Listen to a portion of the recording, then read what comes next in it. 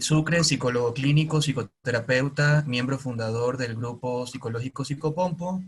La verdad me es muy grato el poder realizar esta actividad aquí en Quito, bueno, y en toda Latinoamérica y el planeta. Vamos a ver desde dónde se conectan las personas que nos acompañan esta tarde. Agradezco al colega José Antonio Ramírez por haber hecho el contacto con la doctora Margarita Dubourdieu. La verdad, doctora, es un placer tenerla a usted aquí esta tarde. Quiero decirle que, bueno, me quedé con muchas ganas de poderla ver. Recientemente nos íbamos a encontrar en un congreso en Montevideo. Yo soy miembro titular de la Asociación Venezolana de Psicoterapia y en el congreso de FLAPSI iba a recibir mi diploma de psicoterapeuta latinoamericano. Pero bueno, nos veremos en el 2021, con todo gusto. Bueno, agradecido a los participantes, les pido por favor mantengan sus micrófonos silenciados. Las personas que deciden tener sus vídeos prendidos lo pueden tener sin ningún problema. Le voy a dar la palabra ahorita al colega José Antonio Ramírez para que también dé la bienvenida. Y luego también va a dar unas palabras la colega Olimar Hueso. Tienes la palabra, José Antonio. Gracias, David, gracias. Bueno, doctora, muchas gracias por asistir, por su compromiso, por ofrecernos nosotros en su apretada agenda esta hora para compartir con nosotros. Yo una vez que conversé, bueno, porque este ya es un tercer webinar que venimos conversando sobre el tema, ¿no?, de la psiconeuroinmunología. Tuvimos a la doctora Marianela Castés, tuvimos también a la doctora Jocelyn Chacín, y bueno, no, era imposible que usted no estuviese también acompañándonos, dándonos sus instrucciones acá. La doctora Margarita Dubourdieu, quizás algunos de acá, la mayoría quizás la conocen. Para los que no la conozcan, es un ícono, es una persona que relevante en Latinoamérica en este tema de la psiconeuroinmunología. Esto como una antesala, ¿no? Por eso la importancia, el honor que tenemos todos acá de contar con una calidad de ponente como la doctora Margarita Dubourdieu. Efectivamente, doctora, esta es una iniciativa que se crea para poder llevar estos temas a los diferentes colegas, médicos, psicólogos, etcétera. Y bueno, de diferentes colegas acá en Ecuador. Yo soy venezolano y estoy ya hace 2 años acá en Ecuador. ¿Okay? Entonces, bueno, junto con David Sucre, como él ya se presentó de Psicopompo, nos presta la colaboración con su plataforma, con toda la logística y también en un momento va a hablar la compañera psicóloga clínica también, Olimar Hueso, que ella también fue la colaboradora en el tema de los flyers, la publicidad y también es una seguidora de la psicoterapia integrativa. Entonces, bueno, yo voy a presentar formalmente, académicamente, como en todos estos eventos, la doctora Margarita Dubourdieu fue bastante sencilla en su síntesis curricular que me mandó, en honor a la realidad que ella tiene, ¿no? Pero bueno, vamos a un poco describir lo que ella me colocó acá. La doctora Margarita Dubourdieu, ella es psicóloga, es PhD, es presidente honorífico de la Federación Latinoamericana de Psiconeuroinmunoendocrinología y de la Sociedad Uruguaya, igualmente de Psiconeuroinmunoendocrinología. Ella es miembro internacional de la Society of Psiconeuroimmunoendocrinology, es miembro honorífico de la Asociación Latinoamericana de Psicoterapias Integrativas, ALAPSI, y es miembro del Consejo Regional de la CEPI. Es directora, área docente asistencial en psicoterapia integrativa, psiconeuroinmunoendocrinología, del Hospital de Clínicas de la Facultad de Medicina y Oncología, Gastroenterología, Psiquiatría, Endocrinología y en el Hospital de Niños de Uruguay en asmas, diabetes, obesidad y oncología pediátrica. De igual manera, es directora del Instituto Centro Humana de Formación y Cursos a distancia para acreditación de certificación latinoamericano de psicoterapia, que seguramente la doctora nos va a conversar un poco de este proyecto a distancia que muchos estamos esperando. Es directora de posgrado, igualmente es directora de posgrado del Instituto, directora de posgrado de Psicoterapia Integrativa de la Salud, PINIE, y en la Universidad Católica de Uruguay y otras universidades y conferencias, invitada en Latinoamérica y en Europa. Es autora de libros e innumerables artículos científicos en el área de la salud, entre ellos Psicoterapia Integrativa, Psiconeuroendocrinología, y del libro Cáncer y Psiconeuroinmunología. Doctora Margarita, muchas gracias. Tiene la palabra.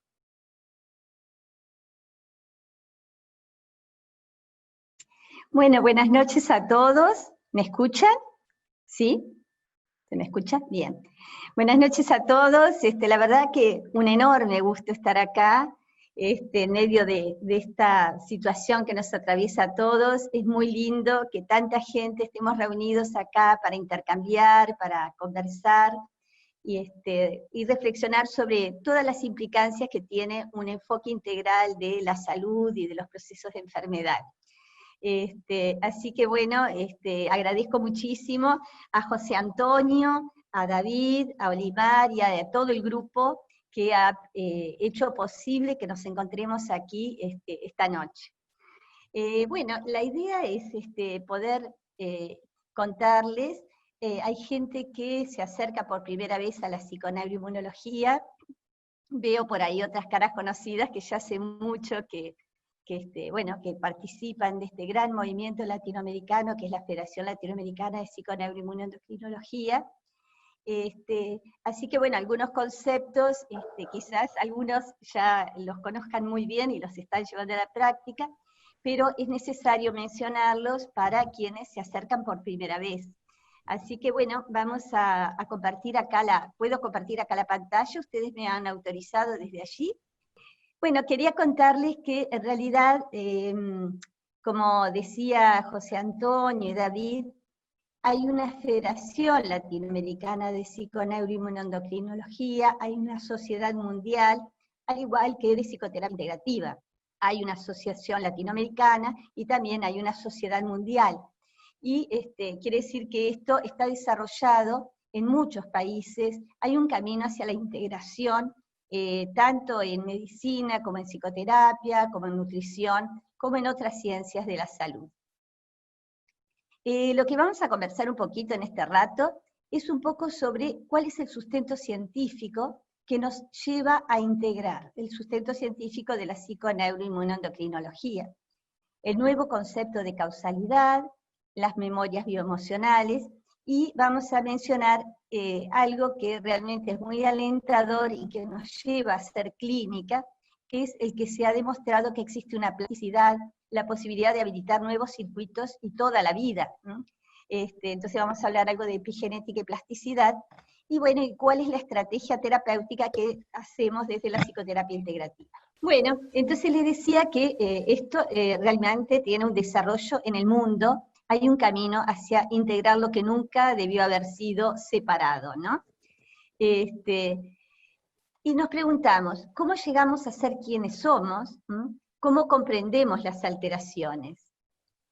Y hay un sustento científico que da cuenta que el sistema nervioso, el sistema endocrino, el sistema inmune, no son sistemas separados, sino que hay una intermodulación entre todos estos sistemas. Los investigadores en la década del 70 les llamó la atención que había mediadores que eran de un sistema de correspondencia tradicional y estaban también presentes en los otros sistemas, ¿no? O sea, neurotransmisores en el sistema endocrino, en el sistema inmune, neurohormonas, linfocitos en el sistema nervioso, y entonces descubrieron que en la membrana de las células había receptores para mensajes que venían de unos y de otros sistemas. Quiere decir que si hay un cambio en un sistema, eso repercute en el propio sistema, pero también va a repercutir en los demás sistemas.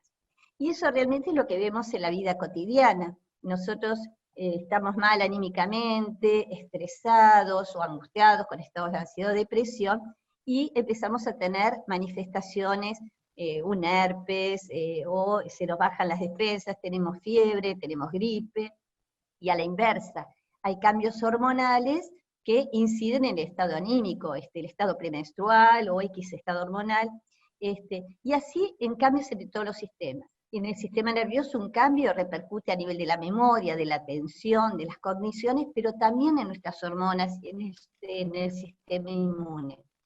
Y esto es muy importante, porque cuando una persona consulta porque tiene alguna enfermedad que se manifiesta en el cuerpo, es necesario no hacer solamente un chequeo de los sistemas biológicos, sino que si hay receptores en todos los sistemas, que vienen también del sistema nervioso, de nuestras emociones, hay que hacer una evaluación diagnóstica de factores que pueden estar incidiendo en lo que está ocurriendo en nuestra salud y que proviene del estado emocional de esa persona, de su personalidad y de otros factores. Porque si no, estamos omitiendo factores que están incidiendo en la génesis, en la mantención o en la exacerbación de un síntoma o de una enfermedad. Y al no ser diagnosticados, tampoco son tratados. Entonces, esto ha llevado a un cambio, que ya no hablamos de que hay enfermedades psicosomáticas y enfermedades no psicosomáticas, porque el ser humano siempre está conectado, su psique, su cuerpo, y siempre además está conectado con un entorno. O sea, no son sistemas, no es una neuroinmunoendocrinología, sino que constantemente estos sistemas están recibiendo el impacto, el influjo de estímulos que vienen del exterior, de lo físico-ambiental, de lo sociocultural, de lo socioafectivo, y también estímulos interiores, ¿no? Ya sea de algunas alteraciones en nuestro organismo, como de nuestros pensamientos, ¿no? Entonces, por eso es una psiconeuroinmunoendocrinología. En un inicio en Estados Unidos se empezó como una neuroendocrinología o inmunoendocrinología, pero después se vio que no hay ningún momento de la vida de una persona ni de nadie en que esta parte esté separada. Ningún momento del día ni en ningún momento de la vida. Siempre estamos conectados. Quiere decir que nuestro sistema nervioso siempre está impactando en el resto de nuestro organismo. Y además la psiconeuroinmunología se nutre o se apoya a nivel de paradigma, del paradigma de la complejidad que fue expuesto por Edgar Morin, que Edgar Morin fue un genio realmente, incursionó en biología molecular, en etología, en educación, en un montón de disciplinas. Él nació en 1921 en París, estuvo en Uruguay justamente hace unos años, yo pude ir a verlo, que lo había traído en la Facultad de Derecho y la Embajada de Francia, y realmente aportó a que tomemos conciencia que todo está conectado con todo. Y si lo sabremos ahora, que con lo que estamos viviendo, como lo físico-ambiental, el ambiente, la globalidad, cómo hay conexiones que son ineludibles. Estamos siempre conectados con todo. Y esto se apoya también en la teoría general de los sistemas, expuesta por von Bertalanffy, que para los psicólogos ya es muy conocido, pero donde hay una serie de principios que son importantes. Porque entre los principios que trae la teoría de los sistemas, además que si cambia un elemento de un sistema, cambian los demás, están los principios de finalidad, que uno puede llevar equifinalidad y multifinalidad. Dos personas que nacen en un mismo hogar, en condiciones muy semejantes, sin embargo pueden tener un recorrido a lo largo de su vida que lleve a resultados muy disímiles. Una tener mucha salud y la otra tener un proceso de enfermedad. Es decir, que partiendo de iguales condiciones, según lo que va aconteciendo, eso vamos a ver que la epigenética, se pueden gestar otras condiciones adversas o saludables. Y al revés, personas que nacen en hogares muy disímiles, alguien en un hogar muy adverso y otra en uno muy saludable, sin embargo, a partir de lo que siga transcurriendo a lo largo de su vida, también pueden llegar a un mismo resultado o a diferentes resultados. Es decir que no estamos determinados, vamos a ver, ni por los genes, ni por nuestras experiencias tempranas. Siempre estamos continuamente recibiendo estímulos, porque somos sistemas abiertos, y eso va teniendo un impacto que va generando nuevas plasticidades. Ahora después vamos a desarrollar más esos temas. Y el otro paradigma del cual se apoya la psiconeuroinmunología es la teoría del caos, de Ilya Prigogine, que realmente es fascinante lo que ha aportado Ilya Prigogine con la teoría del caos de los sistemas dinámicos. Él fue premio Nobel en 1977, pero realmente él ha aportado a que tomemos conciencia que no podemos hablar de certezas pronósticas en sistemas abiertos como lo es el ser humano.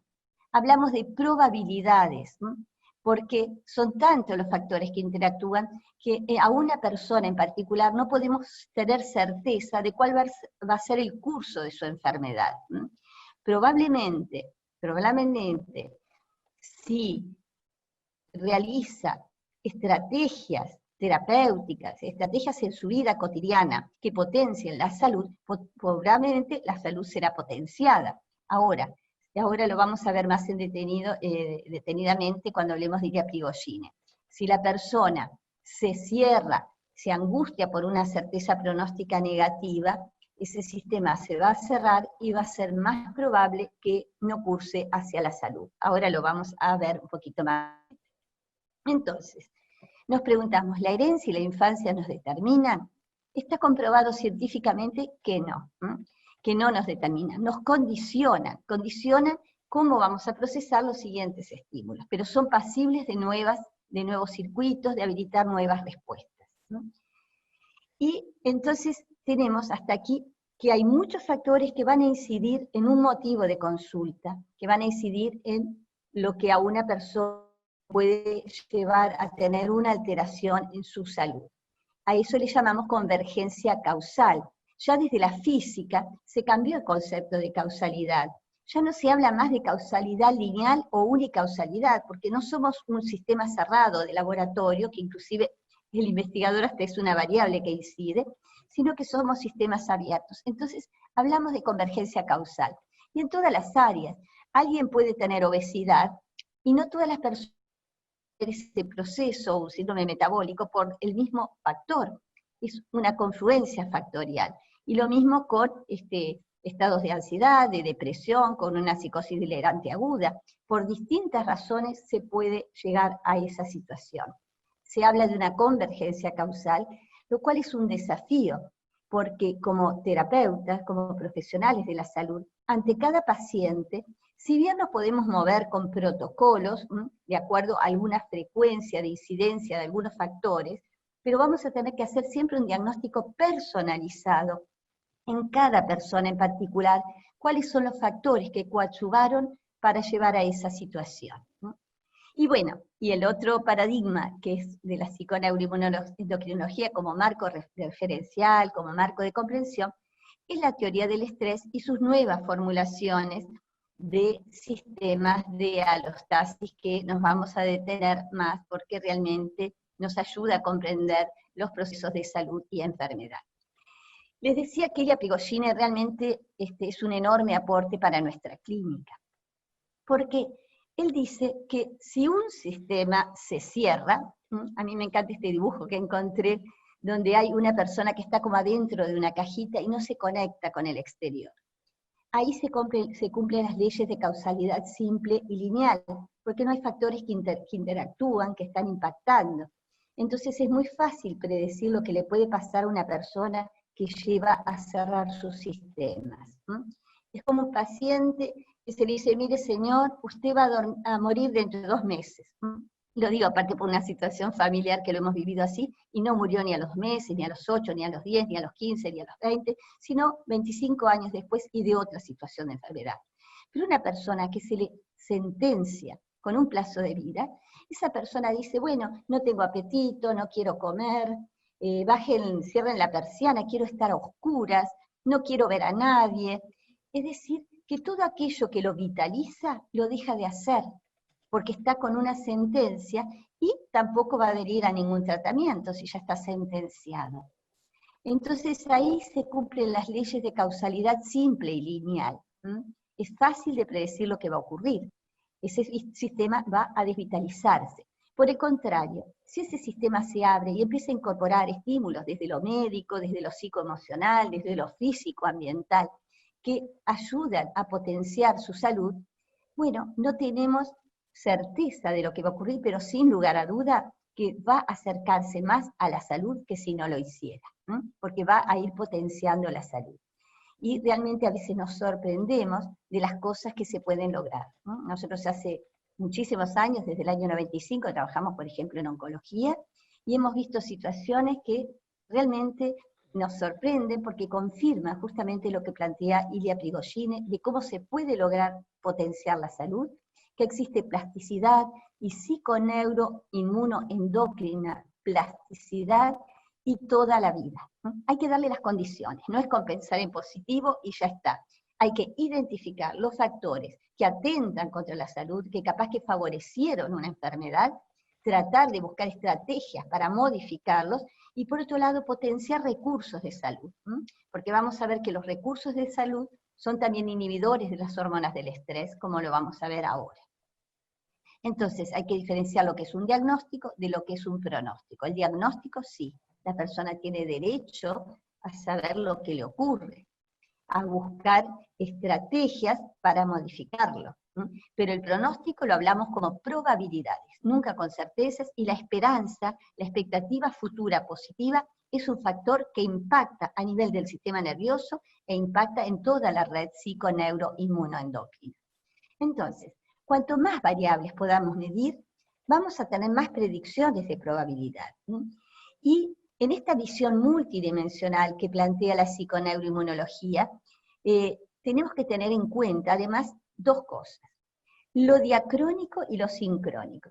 ¿Qué significa esto? Lo sincrónico es lo que le está pasando hoy, aquí, ahora a esta persona, cuáles son sus circunstancias presentes. Y lo diacrónico es lo evolutivo. O sea, hay un síntoma que es síntoma de una historia. Es síntoma de una historia. Entonces es importante conocer esa historia para ver qué factores favorecieron la emergencia de esa sintomatología o de esa enfermedad, para buscar, para ver si siguen estando presentes esos factores, porque si no van a operar en contra de la estrategia terapéutica que realicemos. Este cuadrito entonces muestra justamente una síntesis de lo que venimos hablando. Está que todos los elementos, que somos sistemas abiertos, repercuten en nuestro sistema nervioso, en los demás sistemas.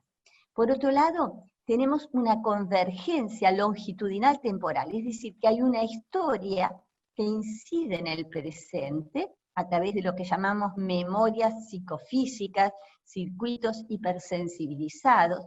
Están las circunstancias presentes, nos están afectando, y también nuestras expectativas futuras, que Damasio, que es un neurocientífico de primera línea, él habla de memorias de futuro. Porque cuando nosotros tenemos una expectativa futura, en el momento que lo estamos pensando, imaginando, estamos liberando una cascada neuroquímica que está dejando circuitos activados, es decir, está dejando memorias que después van a facilitar posteriores respuestas, sobre todo si eso se repite, se da como un aprendizaje de responder de esa manera.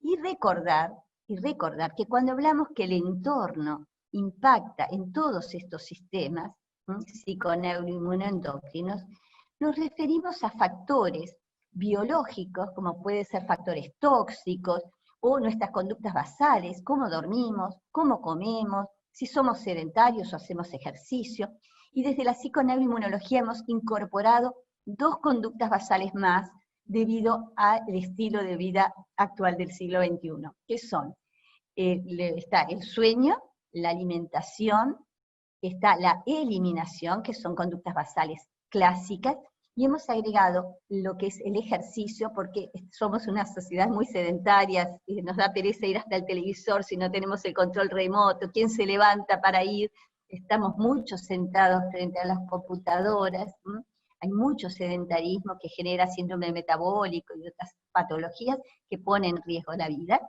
Y la otra que hemos agregado es la relajación, porque realmente tenemos una hiperactivación de nuestro sistema nervioso, Tenemos tantos estímulos simultáneos, abrimos internet, tenemos 300.000 mails para evacuar y pasamos de una sensación de sorpresa a una sensación de impotencia, yo no voy a poder con tanta hiperestimulación. Entonces, esa hiperactivación del sistema nervioso tiene repercusiones en todo el resto de la red psiconeuroinmunoendocrina. Entonces, el buscar herramientas para detener un poco esa activación, el que pueda hacerlo en forma natural, como se ha hecho desde la antigüedad, escuchando el sonido de un arroyo, el ruido de las palomas, el sonido del mar, buenísimo. Pero si no, hay que buscar estrategias para poder hacer técnicas de relajación, o de meditación, o de mindfulness, algo que de alguna manera permita desactivar ese sistema nervioso que tiene repercusiones nocivas cuando está crónicamente activado, y recuperar un estado de armonía. Después tenemos la dimensión cognitiva, ¿no? Son 5 dimensiones que planteamos desde la psiconeuroinmunoendocrinología y en la psicoterapia integrativa. En la dimensión cognitiva tomamos aportes de lo que es el modelo cognitivo, en donde sabemos que todos nuestros pensamientos, nuestras creencias, producen un estado emocional y eso repercute en conductas. Y desde la psiconeuroinmunología sabemos que son conductas psicosociales, externas, que lo vemos hacia los demás, pero también conductas psicofísicas, que es esa cascada neuroquímica acorde a nuestros pensamientos y a nuestras emociones, que generan estados de ansiedad, de angustia o de alegría. Va a ser diferente. Después tenemos la dimensión psicoemocional vincular, que se refiere a cómo son nuestros vínculos afectivos, nuestras relaciones sociales, laborales, nuestras relaciones afectivas, y también nuestra personalidad que se ha ido constituyendo a lo largo de la vida en relación a un entorno. Todos formamos nuestra personalidad en relación a un entorno, en base a cómo ese entorno ha ido respondiendo también a nuestras manifestaciones. Por ejemplo, un chico que está en un hogar donde hay mucha discordia, por ejemplo, mucha hostilidad, y el chico se manifiesta de igual manera y dice cállense y grita de una manera muy agresiva, y el entorno responde acatando y se calla, ese chico, por ejemplo, aprende que a nivel de su personalidad está bueno ser agresivo, le da resultado, y después lo va a replicar, por ejemplo, en la escuela. Ahora, si un chico hace eso y en el entorno, al contrario, lo castiga, ese chico aprende que más vale pasar inhibido, desapercibido, y aprende lo que es la inhibición y la evitación.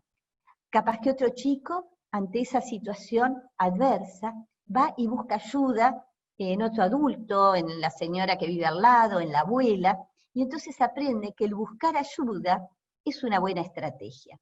Es decir, que nuestra personalidad también se va conformando por las experiencias que vamos viviendo a lo largo de la vida, pero también cómo el entorno, sobre todo el entorno significativo, más cercano, responde ante estas manifestaciones de defensa.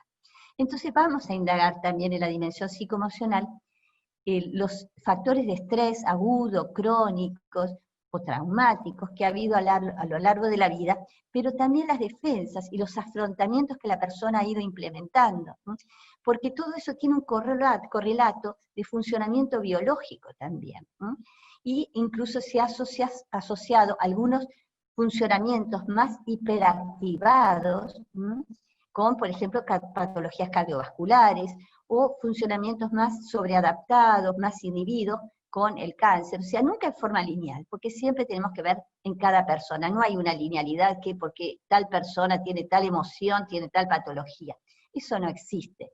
Sí, lo que hay es que un funcionamiento más hiperactivado se corresponde también con determinada activación biológica que puede poner en riesgo determinados sistemas. O lo que es más hipoactivo también puede tener sus secuelas e impacto en otros sistemas, pero son como líneas generales para indagar en cada persona en particular. Y en los últimos años hemos hecho bastante avances en cuanto a ver un poquito esta red bioemocional, cognitiva, en nuestros hospitales, en nuestras instituciones de salud. Pero aún falta más, falta incorporar también lo que es el impacto de la dimensión socioecológica y la dimensión espiritual. Porque realmente el ambiente psicofísico impacta a través de nuestros sentidos, de la visión, del oído, del olfato. Nuestros hospitales, como decía Richard Bach, tendrían que ser los hospitales de futuro lugares que sean realmente rehabilitadores, que si vamos allí, realmente por los estímulos sensoriales que tenemos, nos hacen bien, nos hacen sentir mejor, producen impactos saludables. Y eso hasta ahora no se había tenido mucho en cuenta, y es importante considerarlo, no son factores superfluos. Y hay lugares en el mundo, por ejemplo, que a nivel socioecológico hacen marchas por el bosque, por ejemplo en Japón, hay muchas investigaciones, por ejemplo, que se ha visto que los pacientes que tienen una ventana que da al verde a un árbol evolucionan mejor que los que dan a una pared, que las enfermeras que tienen su entretiempo en un lugar que tiene un patecito con plantas, tienen mejor estado anímico después con los pacientes y con sus pares. O sea, hay muchos estudios del impacto de la naturaleza, por lo visual, por los sonidos, por el olfato, cómo eso impacta en generar estados de mayor armonía. Se hicieron estudios también, por ejemplo, en violencia doméstica, que disminuía también, obviamente que nunca es un único factor, hay que ver también, por eso decíamos, las otras dimensiones, lo psicoemocional vincular, no es porque alguien esté en medio de un jardín, va a desaparecer toda la sintomatología si tiene un esposo alcohólico, o drogadicto, o hay maltrato, o sea, hay que abordar todos los factores, pero justamente es la sinergia, la confluencia de factores que apunten hacia la salud lo que va a dar más resultado terapéutico. Porque si nosotros hacemos una estrategia solamente desde lo biológico y no diagnosticamos factores psicoemocionales o socioeconómicos o vinculares de otras dimensiones, vamos a tener un primer resultado por la eficacia de aquello que está avalado por la clínica o la investigación que da determinado resultado. Pero vamos a tener recidivas, porque factores que vienen de otras dimensiones van a operar en contra y van a reducir el impacto saludable que tuvieron las otras estrategias. Entonces, por eso es importante hacer un diagnóstico multidimensional, para que realmente tengamos eficacia terapéutica. Si no, esos factores que no fueron diagnosticados ni tratados van a operar en contra de esos resultados, por muy avalados por la clínica y la investigación que esté, y ahí vienen las recaídas, las recidivas, porque van a operar en contra de lo que se ha logrado. Y la dimensión espiritual es como una dimensión que en realidad tiñe todas las demás. Porque si alguien ha perdido el sentido de la vida, eso se va a ver reflejado en su autocuidado biológico, se va a ver reflejado en sus creencias, en sus cogniciones, se va a ver reflejado en sus vínculos interpersonales, en cómo va a tener su entorno, su ambiente, su hogar, se va a ver reflejado en todo lo demás. Es decir, que la dimensión espiritual, el sentido de vida, es fundamental.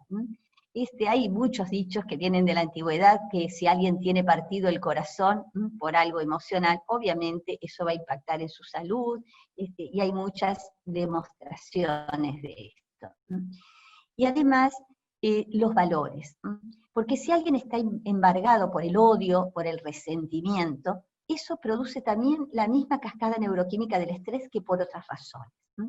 Entonces, por eso siempre cuando hablamos de la dimensión espiritual de mindfulness, de meditación y de todas estas técnicas, no es solamente atención plena, tiene que ir acompañado de determinados valores que sean de compasión, de autocompasión, de solidaridad, para que realmente se produzca una armonía que tiene su correlato a nivel neuroquímico. Bien, entonces, esto que estamos hablando en una manera un poco más coloquial, para decirlo de una manera, está avalado por numerosas investigaciones. Solomon y Moss, Besedowski, que es argentino, lo tuvimos en un congreso de psiconeuroendocrinología hace un par de años, Robert Eider. Bueno, hay muchos autores que demostraron todas estas intermodulaciones y la incidencia de los factores psicoemocionales y psicosociales en la respuesta inmunitaria. Hubo ya una webinar con Marianela Castés, que realmente es un referente que tenemos en la psiconeuroinmunoendocrinología respecto al funcionamiento del sistema inmune y estas relaciones de las emociones y del sistema nervioso con la inmunidad. Concluyendo, desde la psiconeuroinmunoendocrinología planteamos que, como postulado en el abordaje de motivos de consulta nutricionales, médicas, en psicoterapia, en cualquier ciencia de la salud, indagar respecto a muchos factores, desde muchas dimensiones, pero también la convergencia temporal, la historia, las circunstancias presentes y las expectativas, pero el paciente ya desde la primera consulta tiene que saber, y se lo explicamos, porque el conocimiento científico no es para quedarse a nivel de los científicos, es para compartirlo con la población. Tiene derecho a conocer los avances científicos, tiene derecho a conocer las relaciones entre los sistemas, y tiene derecho a saber que existe una neuro y una nieplasticidad. Pero para que esto se dé, hay que darle las condiciones para que eso transcurra hacia algo saludable. Y una de las condiciones es hacer una buena evaluación diagnóstica. Y vemos lo que es la cascada del estrés. Decimos que las respuestas de estrés se producen por insatisfacción de necesidades. Las necesidades humanas pueden ser violadas o atentadas por carencia, por demasía o por inadecuación. Para ponerlo en algo fácil, por ejemplo, una necesidad humana es la nutrición, la alimentación. Ahora, una carencia alimentaria, el organismo lo vive como un factor de estrés, porque está atentando contra sus necesidades. Pero una demasía, una persona que come compulsivamente, una hiperfagia, también es interpretado como una insatisfacción de necesidades, porque corta con ese equilibrio necesario para el bienestar. O la inadecuación, comer mal o en forma inadecuada. Y lo mismo a nivel afectivo. Una carencia de afecto produce respuestas de estrés, pero también la demasía, la sobreprotección, produce respuestas de estrés, porque ese niño, después cuando salga al colegio, no pueda llevar a su mamá y sentarla en el banco de al lado, se va a tener un gran estado de ansiedad ante esa separación, ¿tá? Porque no va a estar ejercitado en autoabastecerse, en poder él mismo resolver las situaciones, y va a producir respuestas de estrés. Es decir, que la demasía también es insatisfacción de necesidades, también en lo emocional, ¿no? O la inadecuación, alguien que está en vínculos totalmente frente a una gran incertidumbre, que a veces responden de una manera, a veces de otra, es decir, por ejemplo, una mamá bipolar, etc. Entonces, todo eso produce respuestas de estrés. Que las respuestas de estrés en realidad son respuestas adaptativas ante los estímulos que recibimos cotidianamente. El problema es cuando eso se cronifica y se transforma en distrés o estrés negativo. Pero cierto grado de eustrés o estrés positivo es necesario para la vida, como la sal de la vida. Pero el distrés negativo, esta cascada neuroquímica que se producía y después se recuperaba una homeodinamia, antiguamente se decía homeostasis, pero no volvemos a la misma situación, siempre es dinámico, por eso hablamos de homeodinamia. Hay fallas en esos mecanismos de regulación y no se recupera la homeodinamia por esa saturación que se produce de esa cascada continua de las respuestas de estrés, que, para recordarlo, tiene dos ejes. Un eje que es del sistema neurovegetativo, que lo vemos más fácilmente, porque cuando alguien está con la pupila dilatada le decimos, ¿qué te pasa? ¿Estás estresado? ¿Estás mal? Porque tenemos midriasis, que se dilatan las pupilas, del locus ceruleus se libera noradrenalina, eso impacta la glándula adrenal a nivel de la médula, se libera adrenalina, que es un inhibidor de nuestro sistema inmune, es decir, que por esta vía hay una inhibición del sistema inmune cuando esto se cronifica. Pero también hay otro eje, que no lo vemos, pero que también ocurre, que es el eje corticolímbico, porque nosotros evaluamos a ver si algo es dañino, es peligroso, si estamos en alerta, hay una evaluación corticolímbica, hipotálamo, donde se libera la hormona liberadora de corticotrofina, el CRH, hipófisis, donde se libera el ACTH, la hormona corticotrófica, y eso impacta en la glándula adrenal a nivel de la corteza de la glándula adrenal, y es otro poderoso inhibidor del sistema inmune. Es decir, que por los dos ejes, nuestras defensas, nuestro sistema inmunitario se ve afectado. Y fíjense que normalmente ante respuestas de estrés comunes, y bueno, esto hay una cascada de los dos ejes, pero se recupera la homeodinamia, la homeostasis. Hay un aviso a nivel central y se frena la liberación de sustancias. Pero cuando hay una cronicidad, la persona sigue viviendo infeliz, mal, o con situaciones adversas, o durmiendo 3 horas, comiendo mal, no tiene nada de relajación, no para su activación, es sedentario, si sigue activando todos estos sistemas, esa cascada continua de sustancias produce lo que se dice una saturación de los receptores, fenómenos de down regulation. Entonces hay fallas en estos mecanismos de regulación. Y a veces puede haber o una liberación desmedida de sustancias o un freno en exceso. Eso lleva, además de otras razones, a que a veces, por ejemplo, una depresión, que se produce cuando hay una fase de agotamiento de estos sistemas, puede cursar con hiperfagia o con anorexia, con insomnio o con hipersomnia. Y puede haber una enfermedad con una inhibición del sistema inmune, como es el cáncer, o con una exacerbación del sistema inmune, como son las enfermedades autoinmunes, el lupus eritematoso sistémico, artritis reumatoidea y otras enfermedades autoinmunes. Entonces, vemos que el problema está cuando estos sistemas se activan crónicamente, porque si no, es normal las respuestas de estrés y tenemos los procesos de regulación. Y cuando se activan crónicamente, se afectan otros ejes. Se afecta el eje tiroideo, el eje gonadal, el nivel de glucosa en sangre, además de las conductas basales y otros sistemas. Pero alguien por estrés crónico puede debutar con un hipotiroidismo, por ejemplo, o con diabetes. Todos conocemos situaciones que luego de situaciones de estrés crónico, debutan con la diabetes. Pueden tener capaz que antecedentes genéticos, pero podrían haber quedado silenciados toda su vida y no expresarse. Vamos a ver cómo la epigenética demuestra que nuestros genes, en el 98% de las enfermedades son epigenéticas, porque esos genes se expresan. Podrían haber quedado silenciados, pero tuvieron una señal neuroquímica que facilitó que se expresaran.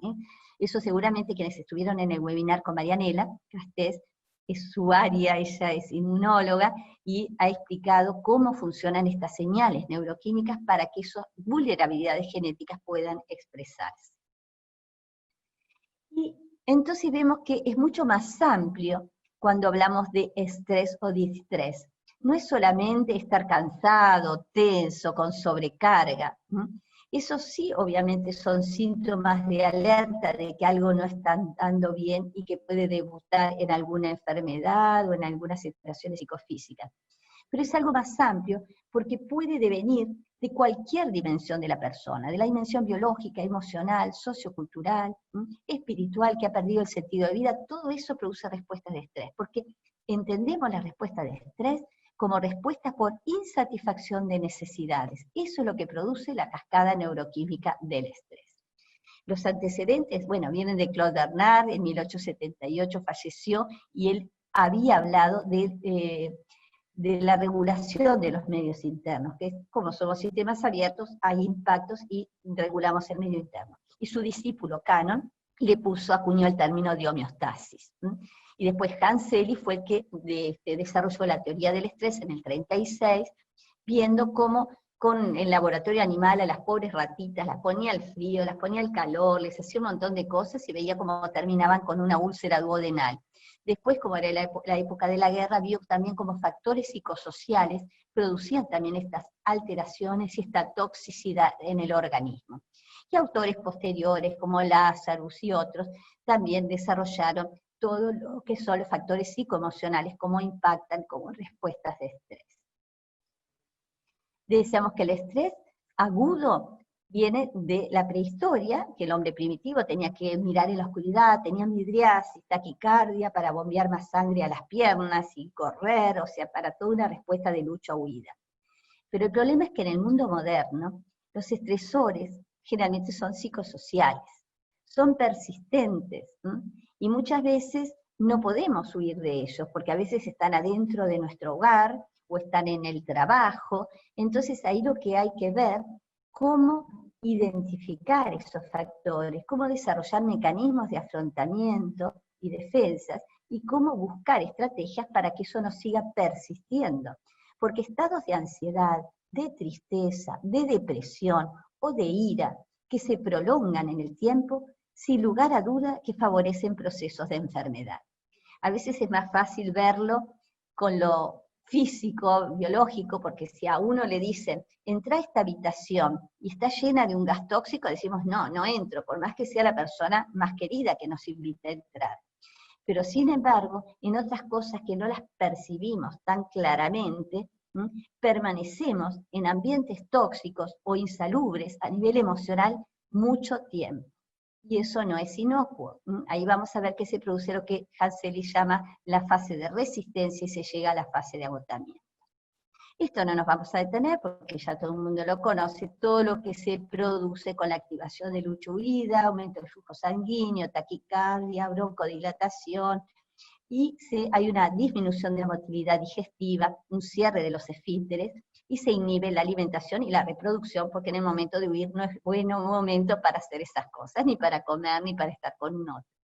Y en el estrés crónico, ahí hay manifestaciones que ya se muestran más.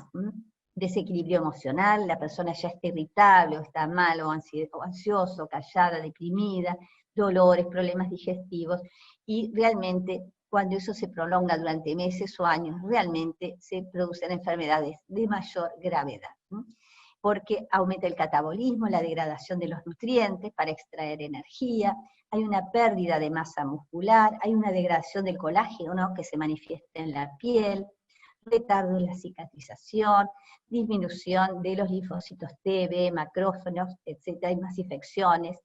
Se afecta el hipocampo, la zona de la memoria, la hormona de crecimiento y la prolactina, que en el estrés agudo aumentan, en el estrés crónico disminuyen, y son hormonas que realmente tienen que ver la hormona de crecimiento con el bienestar.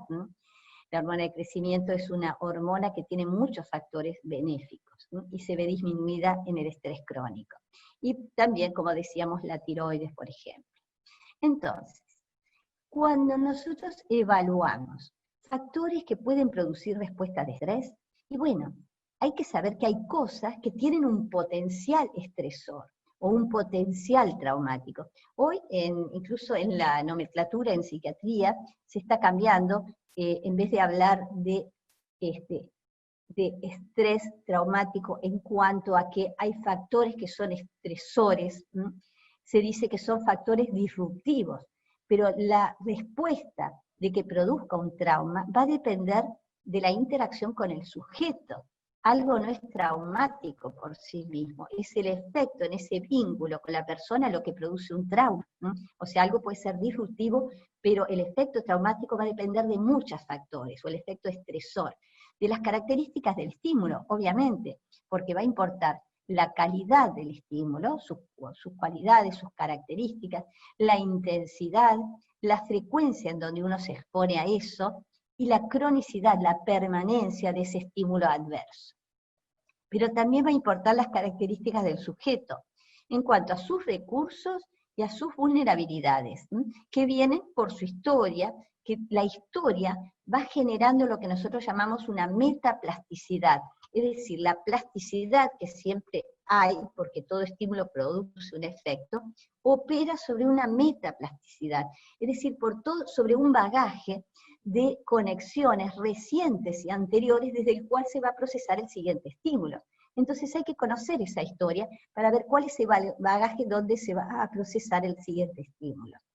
Y conocer también la personalidad, las defensas, la capacidad de afrontamiento, la red de sostén, porque a veces cuando uno tiene un factor estresante, si uno tiene una red de sostén vincular, eso amortigua el impacto del estrés.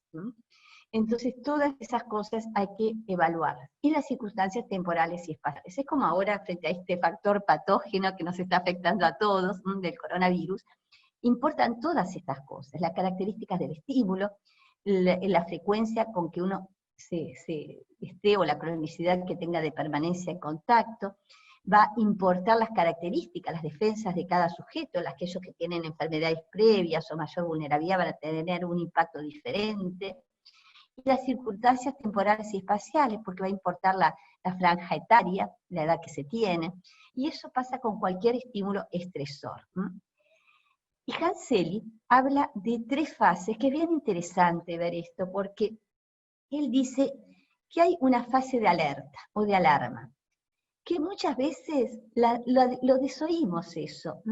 Entonces alguien viene mal, bueno, me tomo un antidiarreico, pero ya esto es crónico, siempre estoy con diarrea, bueno, sigo tomando y tomando, no me detengo a ver qué será lo que me está produciendo esto. Puede ser un factor biológico, algo que estoy comiendo, pero también puede ser factores emocionales, porque el 70% de nuestras células intestinales son células nerviosas, pero generalmente lo arreglamos con algo puntual, focal, y no nos ponemos a revisar qué es lo que está encendiendo esa alarma. El chico hiperkinético, le doy Ritalina, le doy esto, un ansiolítico, y listo. En vez de revisar qué es lo que está llevando a esos síntomas de alerta. Y si no revisamos, pasamos a la fase de resistencia, en donde seguimos funcionando, pero con necesidades insatisfechas. Entonces, sin lugar a duda, vamos a llegar a una fase de agotamiento. Yo siempre cuento, ya los que me han escuchado otras veces, ya se lo saben de memoria esta narración, pero para mí es tan gráfica, lo que dice Marilyn Ferguson, que es una autora que escribió un libro, La conspiración de Acuario, de hace 30 años más o menos yo lo leí, pero tiene una vigencia impresionante, porque ella dice que es como un auto, que va por la ruta y se prende una luz roja en el tablero. Nosotros podemos ver la luz, arrancarla y seguir andando. Ahí es cuando nosotros los síntomas de alerta lo desoímos, no nos detenemos. O por el contrario, podemos detenernos, revisar qué es lo que está llevando al encendido de la luz y ver de repararlo.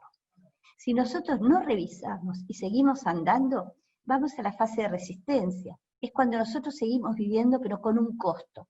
Ya nos está costando vivir. Seguimos haciendo lo que no tenemos más remedio que hacer, por obligación.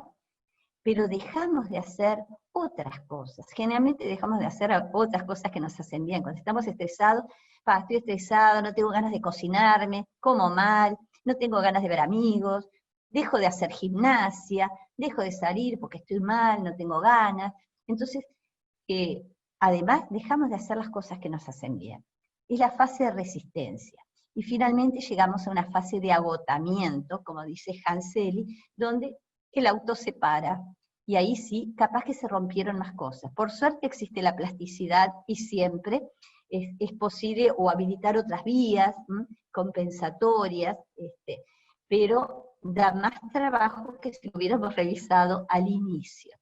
Entonces, en esta fase de agotamiento hay un alejamiento de cualquier demanda, hay un aislamiento como recurso adaptativo, y surge cierto grado de depresión clínica. Y eso es lo que Hans Selye le llama enfermedad general de adaptación. Fíjense que es cuando, según la nueva teoría de los sistemas de alostasis, que la desarrollaron McEwen, Stirling y Ayer en la Universidad de Pensilvania, en la Universidad de Rockefeller, ellos dicen que estos sistemas de estrés que hablamos, esta cascada neuroquímica del estrés, dice que son sistemas de alostasis, es decir, que son sistemas que se ponen en funcionamiento para recuperar la biodinámica, ¿tá? Pero el tema es que cuando hay un abuso de estos sistemas, porque seguimos viviendo mal, infelices, o durmiendo poco, comiendo mal, o no importa, factores emocionales o biológicos, hay un abuso de estos sistemas que llevan a lo que él dice una carga alostática, por cualquier factor de estas dimensiones. Porque hay una saturación de receptores, ya la persona ya no tiene fuerza, va apelando a sus reservas hasta que llega al agotamiento. Estos son estos autores que desarrollaron la teoría de los sistemas de alostasis en estas universidades. Y la carga alostática, yo encontré esta imagen porque me encanta, porque muestra realmente cómo me imagino yo que es la carga alostática, porque uno lo ve en la clínica, lo ve con los pacientes, cuando las personas ya llegan, que vienen caminando hace mucho con esta carga muy pesada sobre la espalda. Intentan seguir caminando en lo que no tienen más remedio que hacer. Yo pienso, yo qué sé, me acuerdo una paciente que consultó en psicoterapia porque había fallecido el esposo hacía unos años, y realmente ella era muy compañera con su esposo y perdió el sentido de vida. Se seguía levantando. No, mi amor. ¿Cómo? Se seguía levantando por sus hijos, seguía haciendo las cosas por sus hijos, pero le había perdido el sentido de la vida. Es decir, que seguía sobreviviendo, no viviendo, no hacía cosas que elevaran su tono basal de serotonina, factores neurotróficos, cosas que dan bienestar y alegría, porque seguía sobreviviendo. Y llegó un momento que esa cascada continua, vía adrenalina, vía cortisol continua, produjo una inhibición tal del sistema inmune que debutó con un cáncer de mama. Y ahí ella dijo, ¿es realmente lo que yo quiero? ¿Morirme? Y ahí fue un sacudón y decidió consultar y pedir ayuda, porque venía hace mucho caminando como por este camino de la vida, pero así, sobreviviendo, resistiendo y apelando a sus reservas. Y los factores pueden ser los factores que producen estrés, factores muy intensos, algo muy traumático, muy intenso, pero a veces no es algo tan florido, que lo veamos tanto, no es que hubo un abuso, ni un maltrato, o cosas que uno dice, esto es fuerte. A veces es una acumulación de factores. Hoy me pasa esto, mañana esto, pasado esto. Es una acumulación, entonces hay un abuso de estos sistemas que nunca pueden recuperar su homeodinámica. O lo que más vemos en la clínica es la cronicidad. Y nosotros van a ver que hacemos una línea de la vida y lo marcamos con una llavecita, signo crónico, y entonces uno ve, esta persona crónicamente viene viviendo infeliz, mal, con esta cascada neuroquímica del estrés.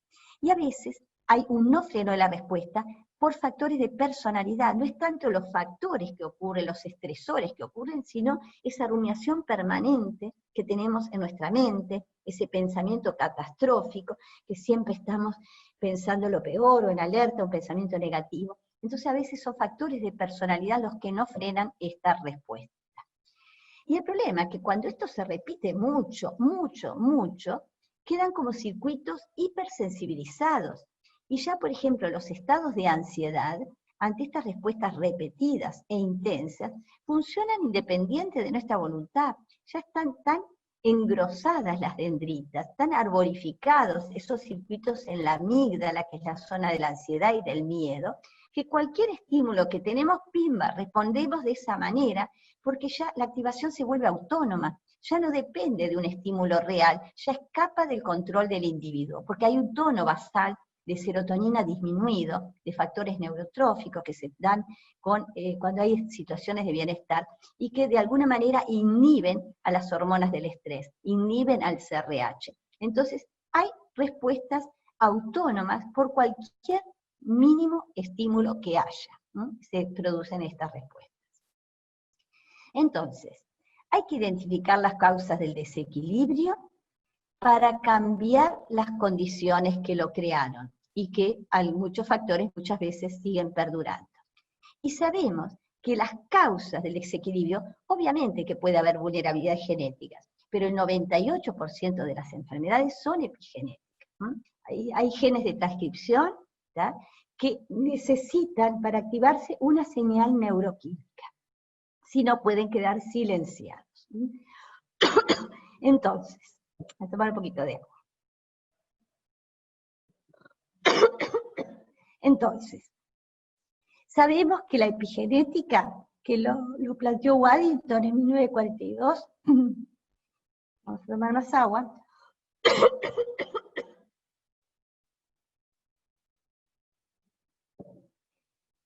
Sabemos que necesita una señal para expresarse. Si esa señal no se da, pueden quedar silenciados. Entonces no son determinantes. Y también las facilitaciones pueden deberse a circuitos por experiencias tempranas. Por ejemplo, neuronas que se activan juntas establecen lazos de conexión. Esto lo descubrió Donald Hebb en 1949.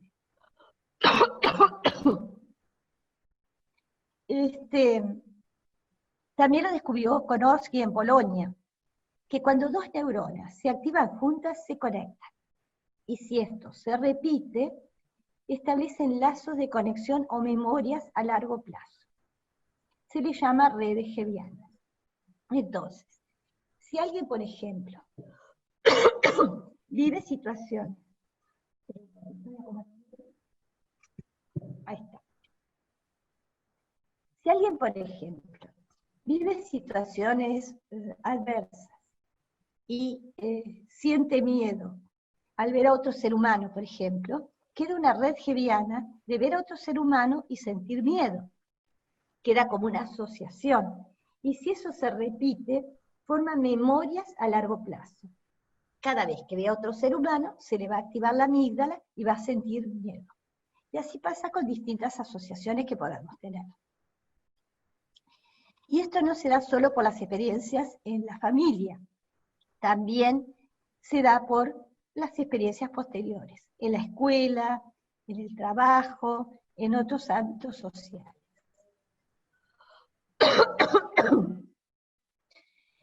Por ejemplo, se vio que niños en situaciones traumáticas tenían una actividad de la hormona liberadora de corticotrofina, del CRH, y también ante pérdidas o separaciones parentales. Hay mayor sensibilidad en los receptores y puede haber episodios depresivos por asociación. Puede haber pérdidas de neuronas, una poda neural, retraso en los procesos de mielinización, de factores neurotróficos, una inhibición e hipersensibilización de respuestas.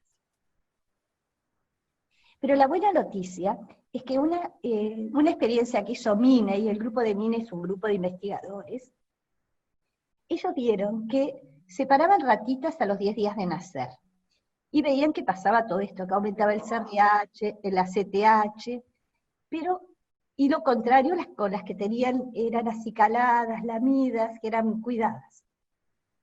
Pero lo que vio el grupo de Mine, que las ratitas que habían tenido malas madres, que no las cuidaban, después si las ponía con buenas madres, se asemejaban a las que siempre habían tenido buenas madres. Quiere decir que no estamos determinados ni por los genes, como decíamos, son vulnerabilidades, pero no tienen por qué expresarse si no hay una señal que lleva a que se expresen, que puede ser por el estrés crónico, pero tampoco estamos determinados por las experiencias de infancia. Estas ratitas después tuvieron buenas experiencias y como que se van debilitando los circuitos anteriores, se van empobreciendo. Y es importante saber que hay memorias que son conscientes, con procesamiento cortical a nivel de la corteza, pero hay estas memorias que no son conscientes. No son conscientes no por una represión. Desde las neurociencias sabemos que no son conscientes porque todo aquello que vivimos antes de los 2 años no está madura, las vías que van desde la amígdala, desde el sistema límbico a la corteza, no están mielinizadas esas vías, no hay una conexión amígdalo-cortical. Entonces, no hay un procesamiento cognitivo de esas memorias. Sí hay memorias, incluso memorias intrauterinas. Sabemos, por ejemplo, que la carencia alimentaria, de oxígeno, el estrés materno, un 10% del cortisol materno, atraviesa la barrera de protección fetal, una enzima que protege, la atraviesa y llega al feto y genera un fenotipo vulnerable CRH, es decir, una facilitación de expresar ese gen. Ese chico nace más ansioso, por ejemplo. Entonces, hay memorias, incluso intrauterinas, pero esas memorias, no hay lenguaje todavía hasta los 2 años para ponerlas en palabras, y no está madura la corteza como para poder procesar eso cognitivamente.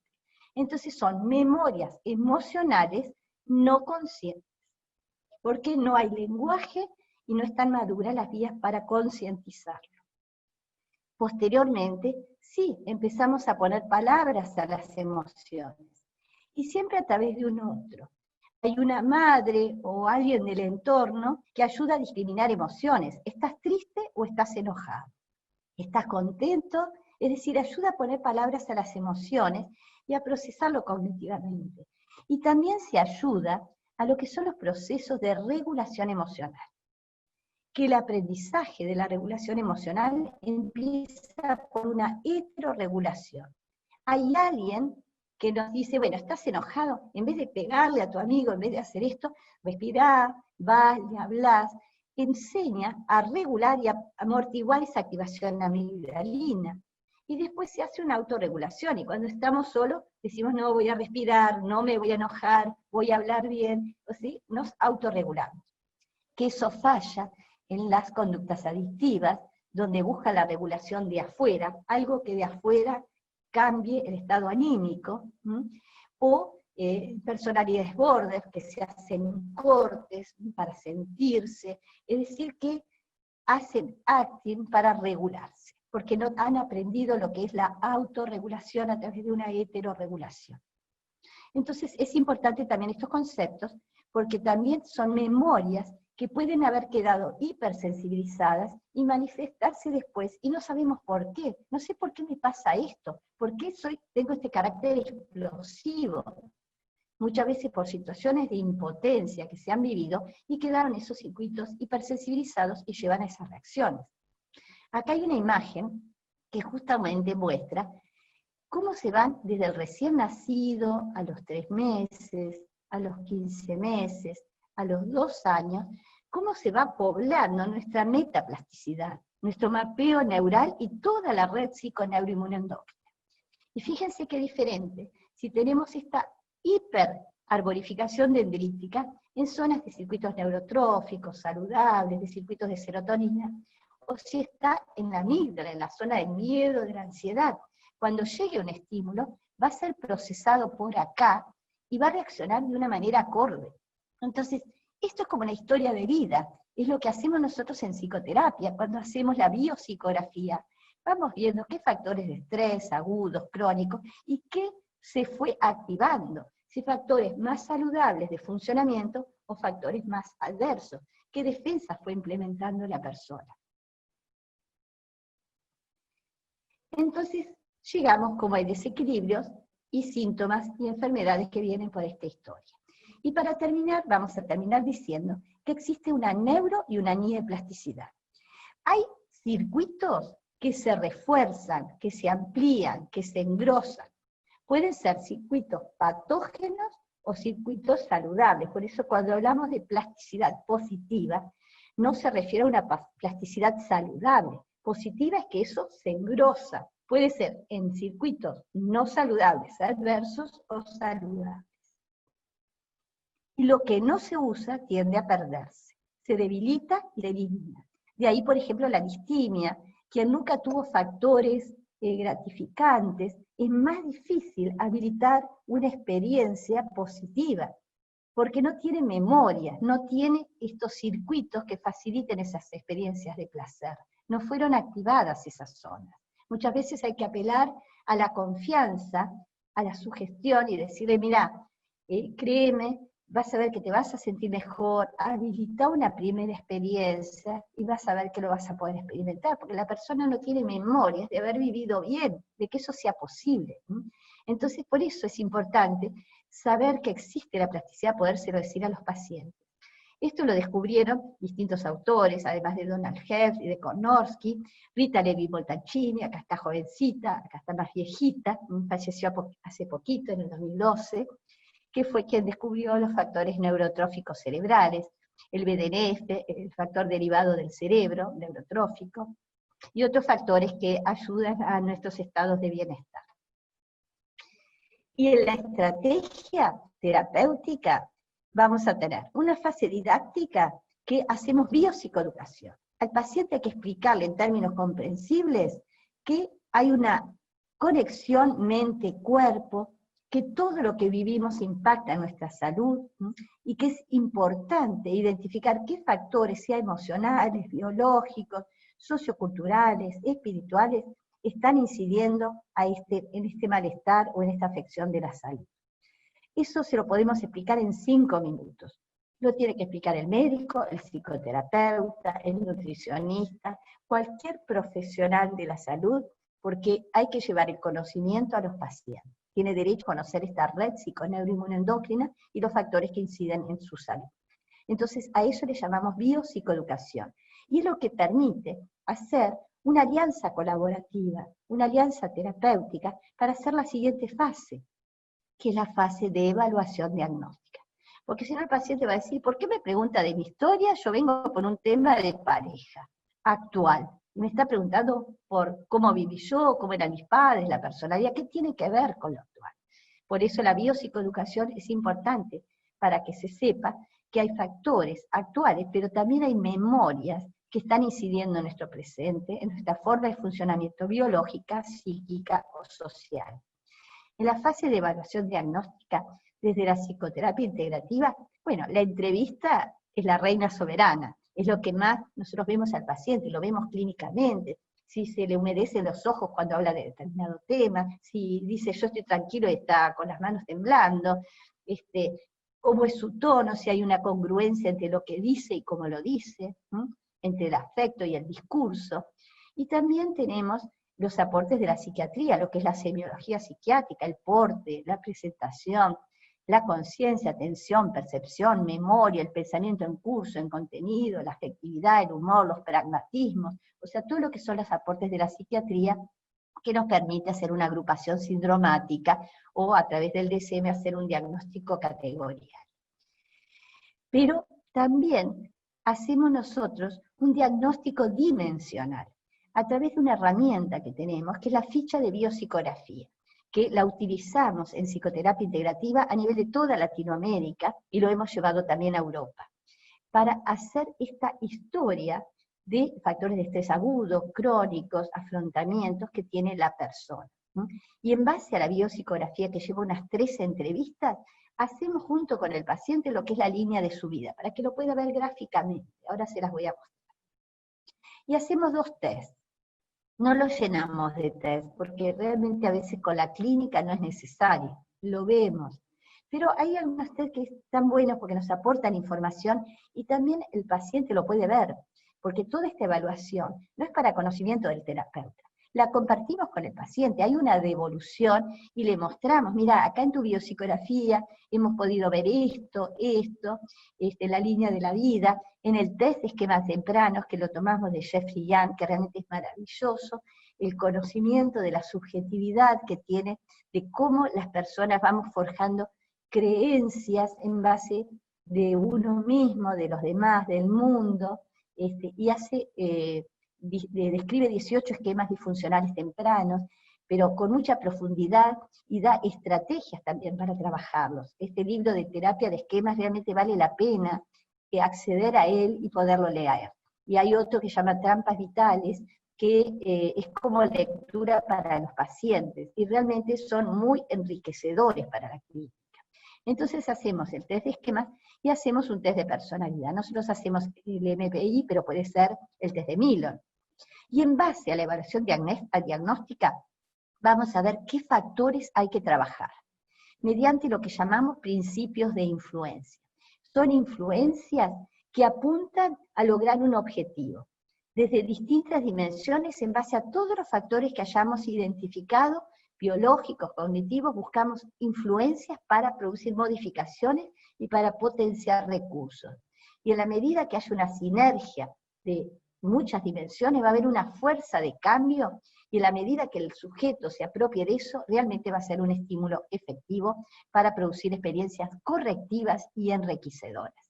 Este es un dibujito de la línea de la vida, que después de hacer las 3 entrevistas de biopsicografía, uno ve los años, entonces marca, atravesando la línea, los factores de estrés agudo, positivos, festejé mi cumpleaños, o negativos, falleció alguien, y con la curva marcamos lo crónico y le ponemos un signito. De los 3 a 6 años viví muy feliz, de los 6 a 12 viví infeliz. Entonces la persona dice, con razón me pasa lo que me pasa. Si mirá todas las cosas que se me juntaron en este periodo, o mirá crónicamente estuve bien o mal. Y obviamente, cuanto más crónico es un funcionamiento disfuncional, hay más circuitos reforzados y va a ser más procesual, va a llevar más tiempo poder esos circuitos. No existen técnicas mágicas que por una sola sesión que yo haga de X técnica, eso revierta, porque son circuitos que se tienen que ir debilitando. Entonces, sí hay un primer resultado. Hay un montón de técnicas que nosotros incorporamos, de yoga, de relajación, o X técnica, que en un primer momento uno obtiene un resultado o una medicación, pero para que realmente haya un cambio, tiene que haber una sinergia de y modificar los distintos aprendizajes que hubo y repetirlo en el tiempo, porque es realmente a través de la repetición del cambio que se produce el cambio, no que se haga una vez y ya está. No existe esa magia, porque esto tiene un correlato biológico, ¿verdad? Entonces, esta es la línea de la vida. Las dimensiones ya las explicamos, qué es lo que compone cada una de esta dimensión, y la espiritual que tiene todo. Estos esquemas disfuncionales tempranos, que tiene esquemas de abandono, de privación emocional, de dependencia, de vulnerabilidad al daño, o de grandiosidad, o de autosacrificio. Es decir, hay muchos esquemas tempranos, ¿tá? Entonces se ve que hay muchas estrategias para trabajar. Y el MPI También, cuando los puntitos caen entre estas líneas, está todo bajo control. Acá arriba tiene determinados significados que uno se los expresa. Esta línea alta, por ejemplo, es mucha tensión interna. Acá hay una impotencia, hay mucha tensión interna y hay una impotencia frente a lo que se vive. O puede haber síntomas depresivos, o puede haber mucha hostilidad, y esto uno lo comparte con el paciente y lo ve gráficamente. Bueno, habría que bajar este puntito, habría que subir esto, junto con la biopsicología y con otros elementos diagnósticos. Y esto es como una planilla, que en realidad nosotros en la clínica no escribimos adentro de estos cuadraditos porque es muy difícil, lo hacemos más tipo Word de arriba para abajo, pero es para que lo vean. Identificamos en cada dimensión factores de estrés y factores de protección, ¿tá? En cada dimensión. Y vemos si vienen facilitados de toda la vida, si son solo actuales, o si son por expectativas futuras. Porque de acuerdo a eso también vamos a elaborar las estrategias. Tenemos muchas técnicas. Hay 25 técnicas interpersonales, algunas en realidad las aplicamos y no sabemos que son técnicas que producen cambios en nuestras sinapsis, en nuestras neuronas, en nuestros circuitos, pero las aplicamos, la de validación, implicación, confrontación empática, normalización, hay técnicas semánticas narrativas, de tercerización, técnicas de humor, o sea, hay 25 técnicas que obviamente que no nos da el tiempo de desarrollarlas, pero para que sepan que existe y que producen cambios en nuestras conexiones. Hay técnicas cognitivas que también empleamos, y de asertividad, de reconstrucción cognitiva, de exposición en fobias, y hay muchas técnicas que usamos que son vinculares, hacer entrevistas con un marido, con un hermano, etcétera, con una amiga, y técnicas cuerpo-mente, como es mindfulness, que en realidad las técnicas estas están desarrolladas de hace 30 años, las técnicas de atención plena, y con Kabat-Zinn se sistematizó, se vio su efectividad, y son realmente muy útiles, ¿no? Nos hemos formado también en lo que es MBCT, que son la combinación de mindfulness y psicoterapia cognitiva, y realmente hemos incluido esos aportes para la clínica, que son muy buenos para aumentar la eficacia terapéutica. Entonces, concluyendo, pasamos de un enfoque compartimentado a una visión de red, de un enfoque individual a un enfoque sistémico, contextual, tenemos en cuenta el contexto de la persona, y de un enfoque centrado en lo patógeno a potenciar recursos de salud. Y para informarles, existe a nivel latinoamericano una acreditación, se otorga este certificado, el certificado de la Asociación Latinoamericana de Psicoterapias Integrativas como psicoterapeuta integrativo, y también hay un certificado latinoamericano para todas las líneas de psicoterapia. El que se quiere formar en psicoterapia integrativa, al igual que en otras líneas, tiene que formarse en ese modelo, el que es cognitivo en cognitivo, el que es psicoanalista en psicoanálisis, el que es de logoterapia en logoterapia, y en integrativo, que tomamos aportes de distintas corrientes, pero no en forma aleatoria, sino que es un paradigma, un modelo en sí mismo, que tiene una estrategia terapéutica, tiene técnicas, tiene una forma de aplicar esto en la clínica, que realmente nos da muchísima eficacia terapéutica. Entonces, por eso se pueden acreditar a nivel de psicoterapeutas integrativos en la Asociación Latinoamericana, o también a nivel de lo que se certifica como psicoterapeuta en general por los distintos modelos. Cada modelo da el aval que la persona se ha formado en X modelo en particular. Y bueno, tenemos la buena noticia que en este periodo de cuarentena nos ha servido para terminar una cosa que habíamos prometido hace mucho para colegas de distintos países que querían formarse en psicoterapia integrativa. Hemos hecho una formación, todo con videos, una formación con conceptos actualizados, o sea, es para quienes quieren formarse por primera vez o para quienes quieren actualizarse en este modelo de psicoterapia integrativa.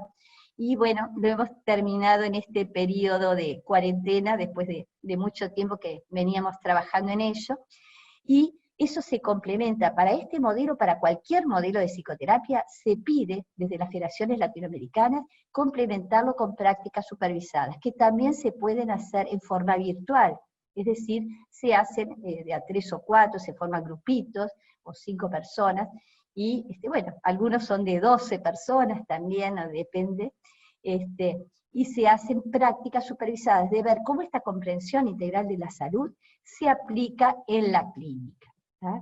Entonces, de esta manera se puede obtener con las prácticas supervisadas y la formación, que también puede ser virtual, que lleva más o menos unos 2 meses, la formación, si se hace intensiva, se puede obtener el certificado nacional y latinoamericano de psicoterapia. Algunos libros que desarrollan este modelo, el de psicoterapia integrativa, y el de cáncer, si bien la palabra es cáncer, sirve para toda afección de la salud, porque ahí desarrolla todo lo que es el concepto de inmunidad, ¿no?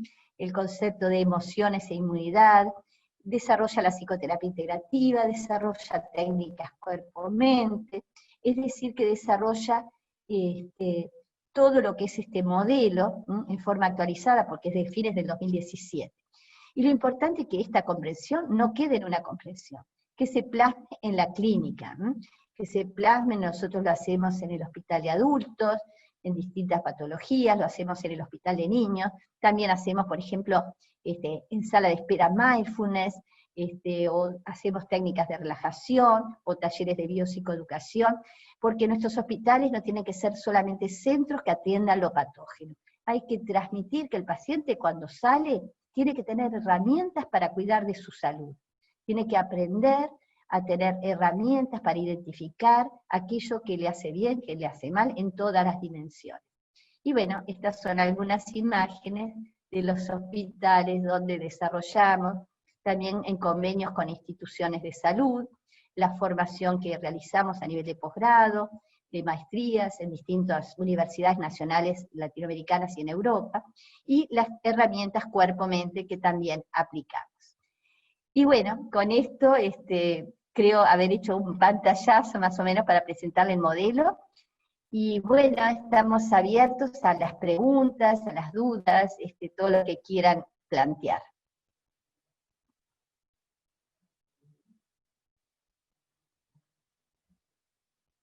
Mil gracias, estimada doctora. Una excelente clase. Muchas felicitaciones están colocándole por el chat.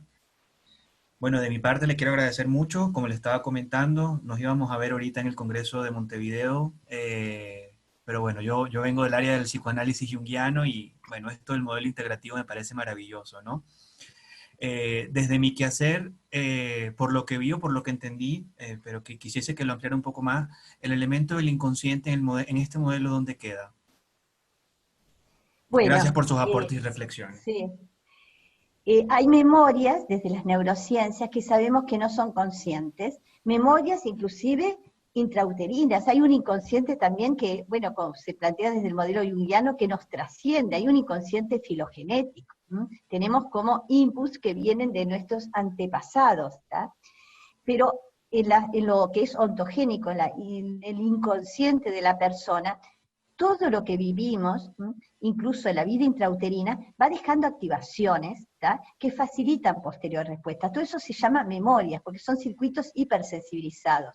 Y no son conscientes, porque no están maduras las vías que conectan el sistema límbico con la corteza para poderlo procesar cognitivamente, y tampoco hay lenguaje para ponerle palabras a las emociones. Entonces perduran como memorias inconscientes.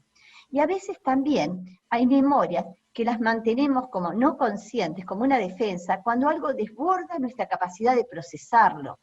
Entonces en ese momento no lo podemos procesar y como que queda ahí clamando por ser procesado, y bueno, hasta que accede, lo ponemos en palabras. La biopsicografía es una herramienta para acceder a esas memorias, porque aunque la persona no lo recuerde cognitivamente, juntos podemos acceder a eso, porque si el paciente dice, por ejemplo, me dijeron que cuando yo tenía 1 año, murió un hermanito, y mi mamá estuvo muy deprimida, estuvo internada, entonces uno dice, seguramente, obviamente no lo recordás a nivel cognitivo, pero lo tenés que haber vivenciado, seguramente tenés memorias de que alguien que te cuidaba, que estaba contigo, que era alegre, desapareció de pronto. Me acuerdo de una paciente particular, que siempre tenía miedo de que las personas desaparecieran. Al marido en la noche lo sacudía, pobre, para ver si estaba vivo o no estaba vivo, ¿no? Y tenía como memorias emocionales, como un sentimiento de temor a que las personas pudieran, que lo bueno pudiera desaparecer de un momento a otro. Eran memorias que ella no recordaba cognitivamente, pero a través del relato de su historia, obviamente ella misma dice, sí, seguramente, si yo tenía 1 año, mi mamá desapareció así de golpe, hubo tristeza en mi hogar, obviamente que todo eso me tiene que haber afectado.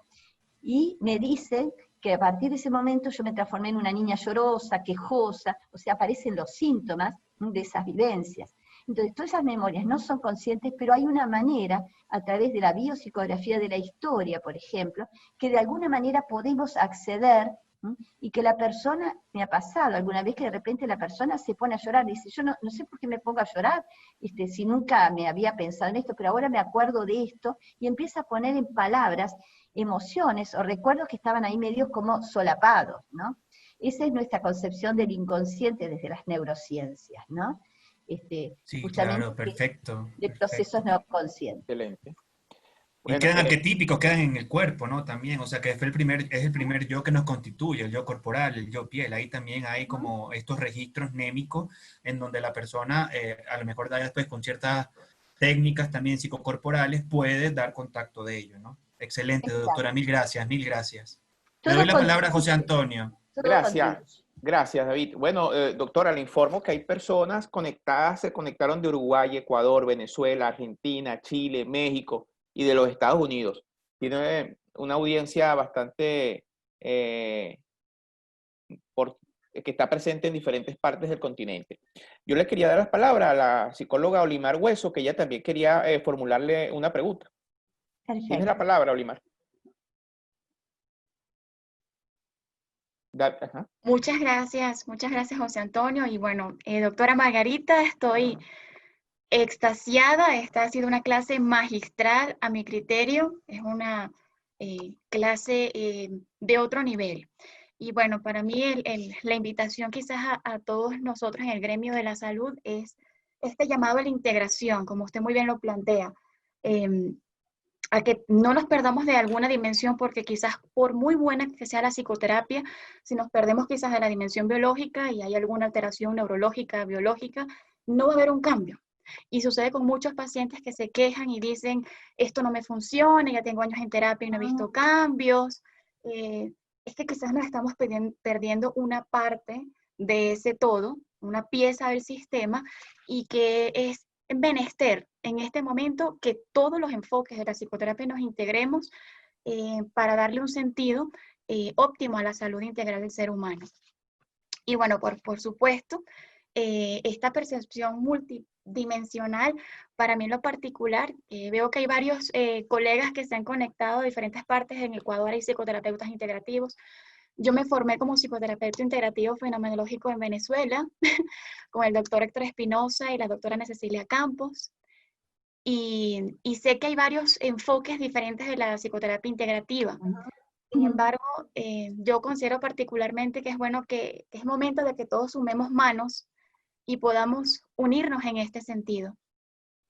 Mi pregunta para usted es si justo en estas 5 dimensiones que me parecen espectaculares, en la dimensión espiritual, creo que hay mucho que todavía tenemos que seguir investigando como psicólogos y psicoterapeutas sobre estas experiencias transpersonales que muchos pacientes están viviendo y que de acuerdo a una evaluación diagnóstica a profundidad quizás no entran dentro de un criterio psicopatológico o psicótico. Digamos, estas personas que tienen experiencias cercanas a la muerte, experiencias de abducciones extraterrestres, experiencias de contacto con medios, experiencias extracorpóreos, o incluso experiencias premonitorias, ¿ok? Entonces esa multidimensionalidad que usted planteó y lo que dice David incluso del inconsciente, me parece importante a seguir aportando e integrando en lo que es la percepción integral del ser humano. El hecho de que quizás yo no lo vea no quiere decir que no existe.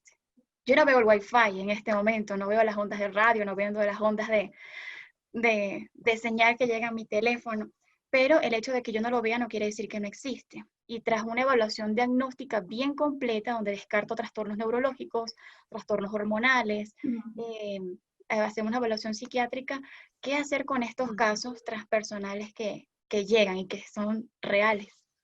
Muchas gracias, doctora. ¿Cuál es esa Bueno, percepción de su tal cual tú punto? decís, los seres humanos somos muy complejos, o sea, hay algunos reguladores universales que nos permiten como ir respondiendo a algunas cosas, pero hay muchos fenómenos que nos trascienden, que aún no están totalmente estudiados, y como tú decís, hay cosas que porque todavía no tengamos explicaciones no quiere decir que no existan. Entonces, nos manejamos hasta ahora con estas 5 dimensiones. Quizás en un futuro haya que agregar más cosas, no sé, el magnetismo del aire, no sé, otros factores, que en la medida que se vayan estudiando, se vayan incorporando, vamos a tener más explicaciones, porque seguramente hay más cosas que inciden en nuestro sistema nervioso y en nuestro estado anímico, y que hoy no somos conscientes, mismo desde lo físico, ambiental, seguramente hay muchos factores, ¿m? Todo el tema de los iones, hay muchas cosas que sí, seguramente el magnetismo se está estudiando, y también a nivel espiritual trascendental hay experiencias que las personas muchas veces manifiestan. A mí me interesa muchísimo, he leído bastante de todos esos temas, pero bueno, todavía no tenemos explicaciones acabadas de esas cosas.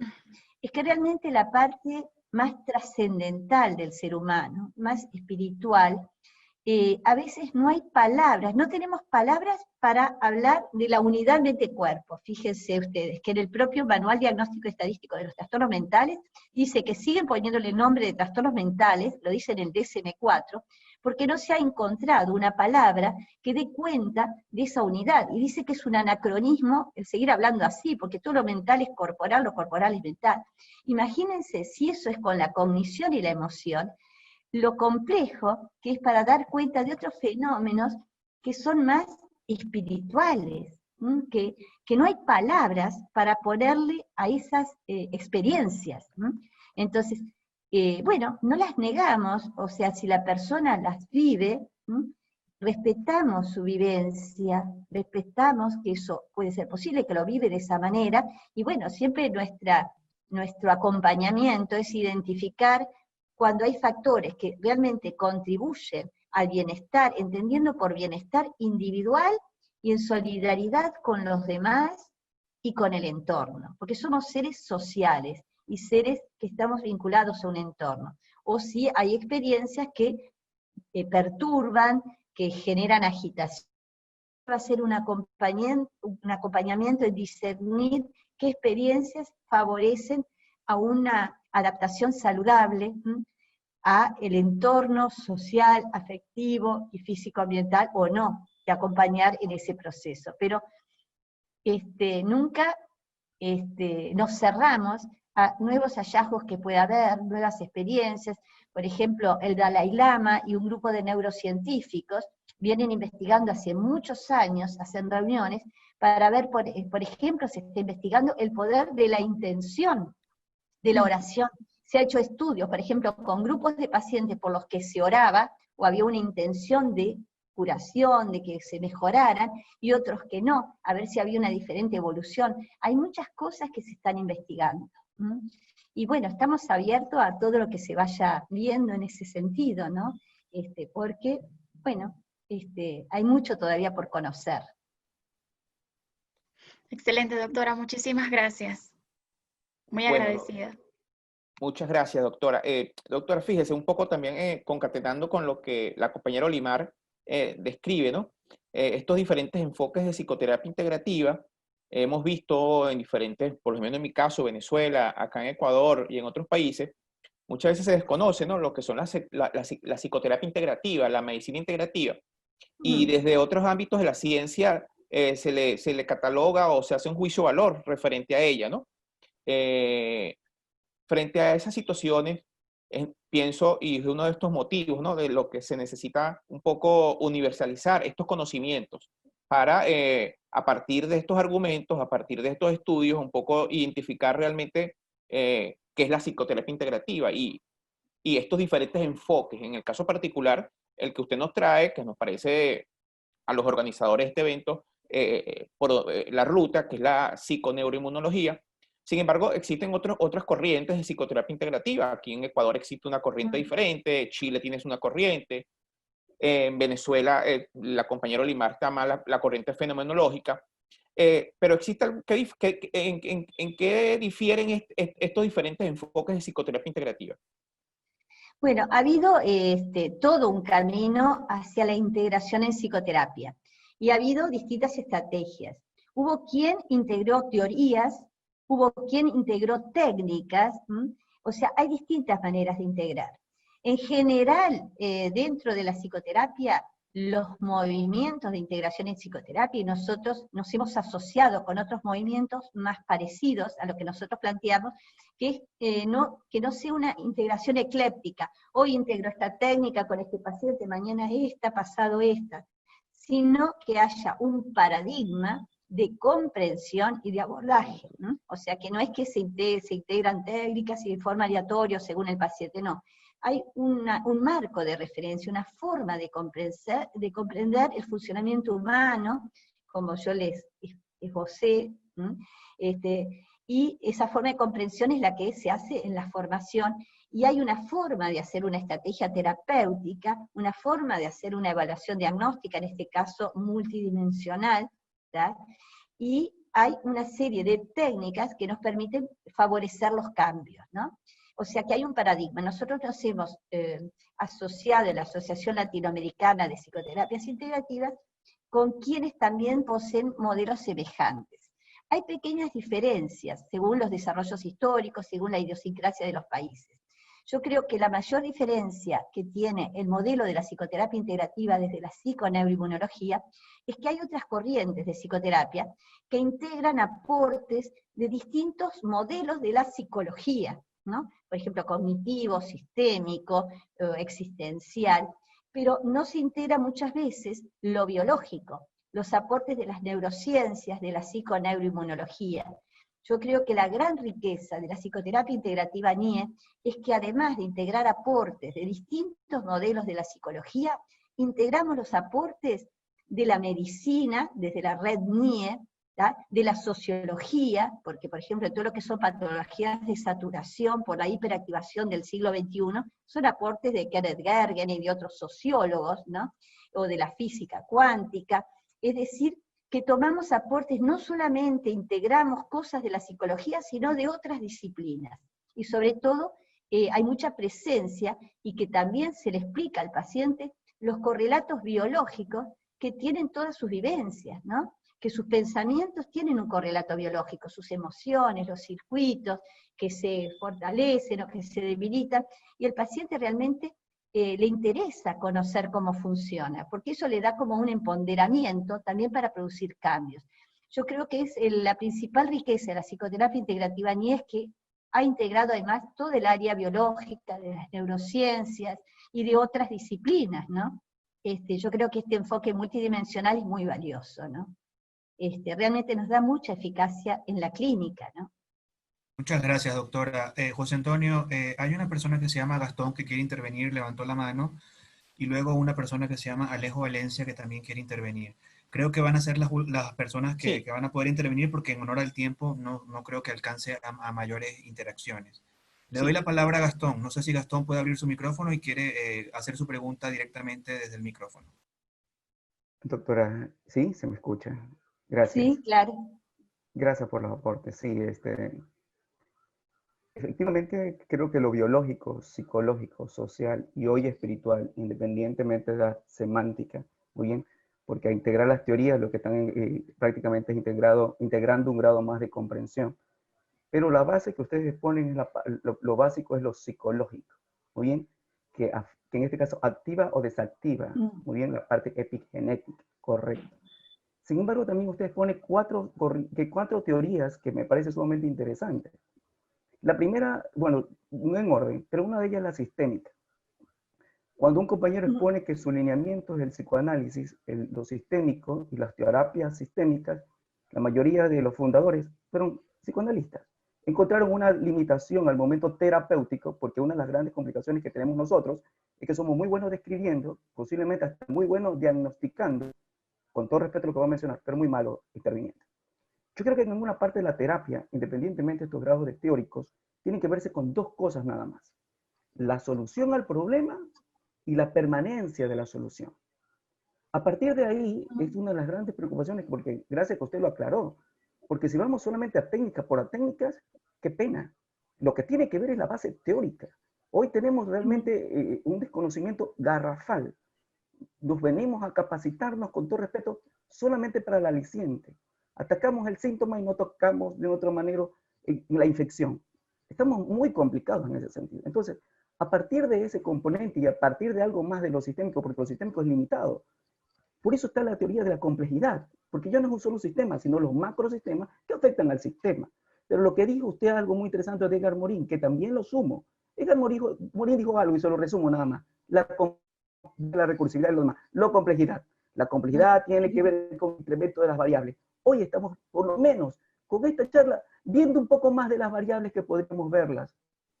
Deberíamos verla con anterioridad. Y con todo respeto a lo que va a decir doctora, y espero que usted me corrija, pero nada, lo que realmente, con todo respeto, es algo novedoso.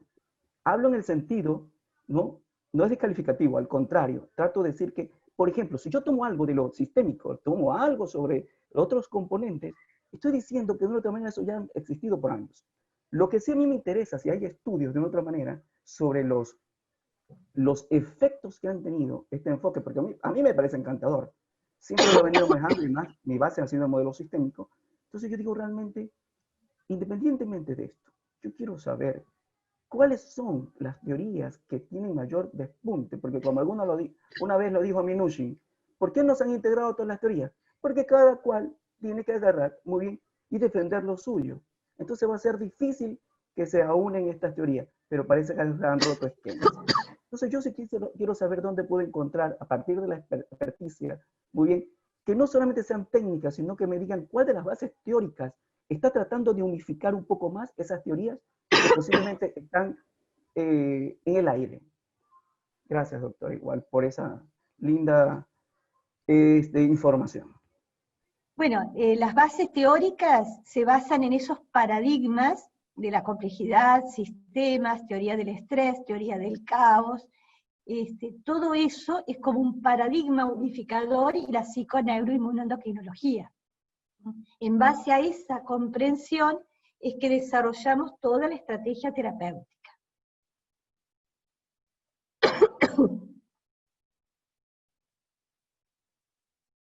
Perfecto. Hay otra pregunta y con esta quizás vamos a finalizar.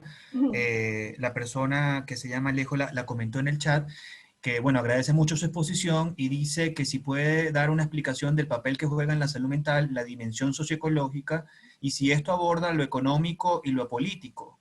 Y si es así, cómo desde la psiconeuroinmunoendocrinología se puede abordar sin memetizar el paciente y sin obviamente, bueno, quizás colocar juicios de valor frente a estos temas sociopolíticos, socioeconómicos. Sí, la dimensión socioecológica integra factores culturales, económicos, sociales, políticos, integra todos esos aspectos y físico-ambientales.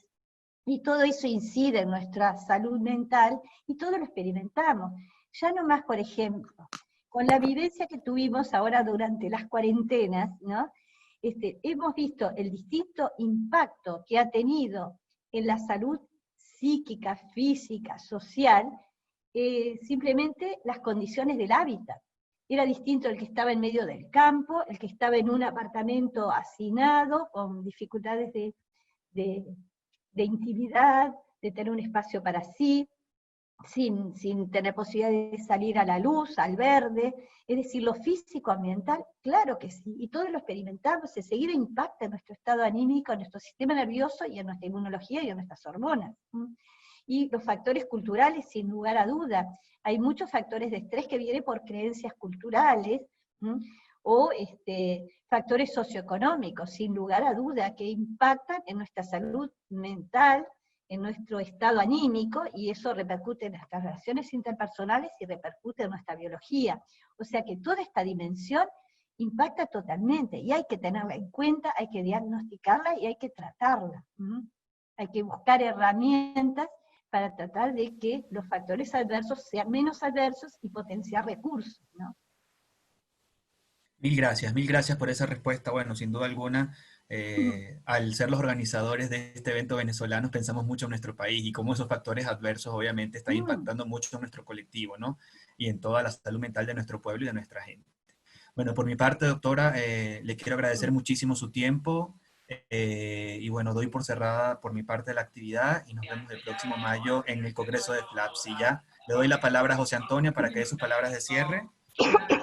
Bueno, doctora Margarita Dubourdieu, muchísimas gracias. Estamos muy motivados por la formación a distancia desde otros países. Esto permite la socialización del conocimiento, la universalización del conocimiento, para que se fortalezca esta corriente terapéutica, ¿no? Entonces, bueno, estamos esperando por correo que usted nos dé la información para cómo va a ser el procedimiento para comenzar. Entonces, bueno, no lo quiero gastar más. Muchas gracias y un cordial saludo. Doctora, para su conocimiento, este evento lo grabamos y a través de José Antonio también para su uso y para que usted también lo tenga, le vamos a hacer llegar el video. Para que también tenga al tanto eso. Tiene cerrado el micrófono, no la escuchamos, tiene cerrado el micrófono. Active su micrófono, doctora. No, agradecerles realmente la iniciativa que tuvieron de reunir gente de tan diversos lugares, que estemos aquí, la verdad es una bendición que estemos todos intercambiando, se nota nuestro compromiso con el bienestar, con la salud de la comunidad, por algo estamos aquí todos, y por nuestro propio autocuidado, obviamente. Agradecer a algunos saludos que vi por ahí que mandaron de la Sociedad Ecuatoriana de Psicoterapia Integrativa y otros, les mando también un gran cariño. Y bueno, los que deseen y les interese esta formación en psicoterapia integrativa NIE y la certificación latinoamericana, pueden escribir a centrohumanainstituto@gmail.com o buscan Centro Humana en la web y se conectan y les mandamos, y a ustedes también, a los organizadores, les mandamos información. Yo creo que el curso va a estar saliendo para el 1 de julio, ya va a estar el curso montado, y accesible, va a ser muy accesible también en lo económico, porque el interés es difundir este enfoque, para que eso redunde en un beneficio para los pacientes, para la comunidad. Ese es el objetivo, ¿no? Así que, bueno, se comunican con centrohumanainstituto@gmail.com y les podemos informar de este curso, y a los organizadores obviamente se los mandamos también. Así que bueno, agradecerles a todos que hayamos estado todo este rato compartiendo, y todas las preguntas que uno siempre le aportan, uno sigue pensando cosas, y bueno, continuemos creando salud, como dice Marianela Castés.